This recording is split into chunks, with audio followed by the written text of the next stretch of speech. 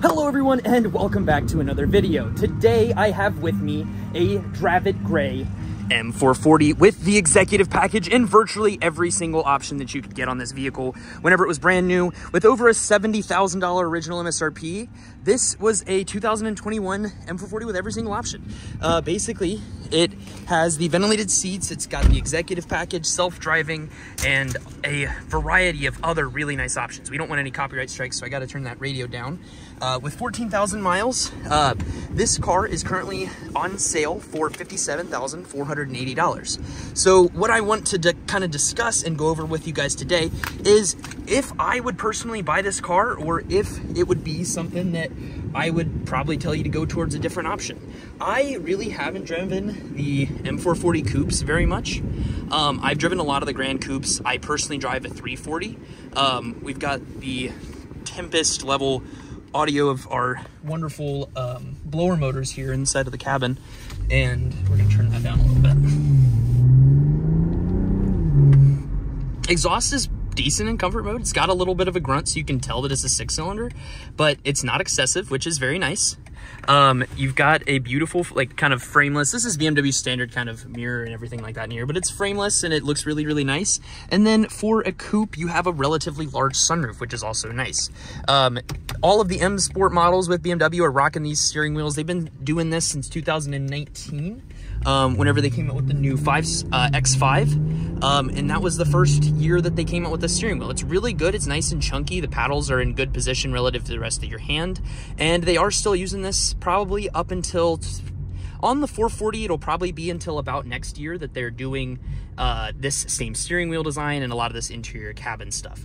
The difference is, actually, there aren't that many between a 23 and this model. They're still rocking iDrive 7 on the newest of the new. So by saving around $13,000 and going with a pre-owned model, you would still be getting like a relatively good value. You've got low miles, 14K, and then you're still getting the same iDrive 7 operating system. However, I do believe, so on the i4 and on the new 3 Series, they have received the LCI, which is a single iDrive 8 panel that does integrate a little bit better with your phone and those sorts of things than iDrive 7 does.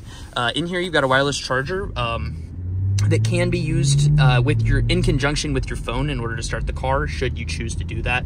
And then whenever you get these cars, they always come with a nice little display key too, which is really, really cool. It just allows you to not have to, not display key, digital key, that'll allow you to basically not have to carry around a key fob. However, you do unfortunately have to take it out of your wallet, which is a little bit unfortunate. BMW things, you've got automatic windshield wipers, automatic high beams, and even self-driving, because this one does have every option. There are some options, however, on this car that I'm not a huge fan of. For example, the ventilated seats. I always talk my customers out of getting the ventilated seats whenever that option comes up into question, primarily because I enjoy driving performance vehicles, and the ventilated seats, not only it's probably adding a negligible amount of weight, however, that is a factor you need to consider because there are more parts with that. It also, the big thing for me is just the fact that they do not come with adjustable side bolsters. They are just this disgusting squishy material. It's fine if you're just wanting a nice, you know, kind of cruising convertible, but if you're looking for a nice sporty car in Dravid Gray with the badass M Sport package, really it's something that you should really consider if you're somebody who's looking for a performance car rather than just like a comfortable daily driver. We're gonna throw it into Sport, which is gonna go ahead and upgrade our exhaust. And if you put that into Sport Plus, makes a nice little cacophonous melody from the B58, which is a very reliable, I talk about it all the time in all my videos. It's the best engine that BMW's ever made. 382 horsepower with a 7 horsepower mild hybrid system. That works very well to eliminate some of the gapping between the shift points and those sorts of things. This car does not have, the only option it's missing is the extended shadowline package, which would black out your murder out your front grille, and then also black out your mirror caps and that sort of thing. But with the Dravid Gray, I think it works. Not a ton of piped in exhaust note like you got in my M235 review. That car gets a absurd amount of interior kind of fake noise from the exhaust and that sort of thing. And hold on, I gotta get this thing to shift up for me. That's the one thing that I don't really love about the ZF transmission. It really loves to keep the car at a way higher RPM than it needs to be. Like it'll hang it around 3,000 RPMs, and I just don't like the sound of that whenever I'm driving. It sounds bad. It sounds like the engine's getting stressed when it doesn't need to be. You also do have the Sensitech dashboard option, which looks really, really good, and it kind of classes up the interior. I wouldn't recommend somebody to go for it, but on the 2023 models and 2024 models, they are requiring it. If you're getting an M Sport model, like an M340 with the premium package, that automatically designates that you're going to have to get the Sensitech dashboard. That's just what BMW does to make a little bit more money, but it is what it is. Let's go a little bit more into the value proposition. So, I mean, $13,000 over 14,000 miles, you're getting about $1,000 for every 1,000 miles that this car is driven. That's pretty good. The M440, this car is probably in about 2 years going to be worth in the realm of probably about $45,000. So if you continued to drive it, I think getting a nice little $13,000 chunk off the top of the car is kind of a nice benefit, and you're still going to have tons of warranty left. And with only 14,000 miles, it's been a relatively, healthy car. You're going to own it for most of its life, and that kind of puts itself in a pretty good option. If you're wanting to save a little bit more money, you can always go for something that is a little bit higher mileage.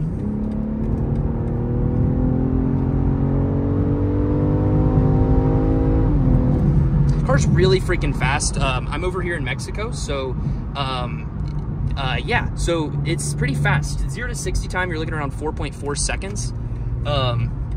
Can be a little bit faster. They've recorded 3.9 seconds for a car and driver, but BMW's quoted 0 to 60 time is in that like kind of 4.2, 4.4 second range. I think it's actually 4.2 if I'm not mistaken. Handles really well. The turn-in ability is great. There's not a ton of body roll whenever you're in sport mode, as it does have the adaptive suspension, which is kind of a thing that you have to get if you're going towards an M Sport model. It's a $550 option on some cars. Some cars it's standard, like on the M235. But if you did not get that, you would be sorely disappointed, because the car just doesn't have the same handling characteristics as others.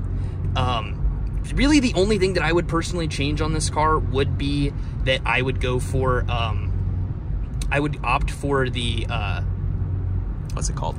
The non-ventilated seats. I would still get leather, because the Sensitech doesn't come with adjustable side bolsters either. So, I mean, apart from that, it's a very good built car. You've got your heads-up display up there, which does display your navigation and such like that in real time, which is also very, very nice. And I'm excited to see what they do. So if you guys are looking for an M440 and you wanted to save a little bit of money, getting one with 14,000 miles, I don't think is a bad idea. It puts the car in like kind of under that $60,000 mark, which would get you at 60 months financed. That would get you at around that would get you in like the $800 a month mark, $850, kind of like $800 to $850 a month mark, without having to put too much money down. Which, for a lot of people, if you're looking for a nice car, that's pretty reasonable. You could even lower that a little bit more if you wanted to go out to 72 months. Back seat room, not too bad. I can sit in the back one of these. I'm 5'8", so I'm pretty short.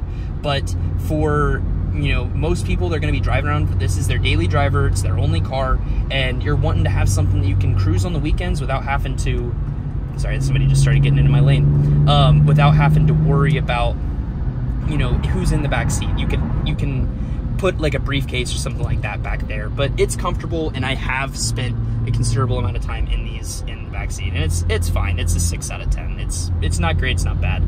The handling is a little bit more precise than the M340. Just I think it's more of a placebo from only having 2 doors, but it just feels a little bit tighter. These generally don't feel as tossable as the M340s do. The M340s can break traction relatively easy and very quickly if you're trying to do that, and it's just a little bit more predictable. This is going to be a better car for one person that's wanting to cruise around and make sharp turns and that sort of thing. M340, if you're wanting to do rowdy stuff and that kind of thing, that might be a little bit of a better option. And it's a little bit less expensive than this car is too. You'd probably spend around, for one with the same amount of miles, you'd be in the $54,000 to probably about the $54,000 dollar range for the same equipment and those sort of things. But yeah, hopefully you guys enjoyed this style of video. If you did, please just let me know, and make sure that you leave a comment on the video, subscribe, do all those things. Trying to hit 1,000 subscribers so that I can start investing in higher quality equipment for the channel. And yeah, thank you guys for watching. I'll see you guys next time. Bye.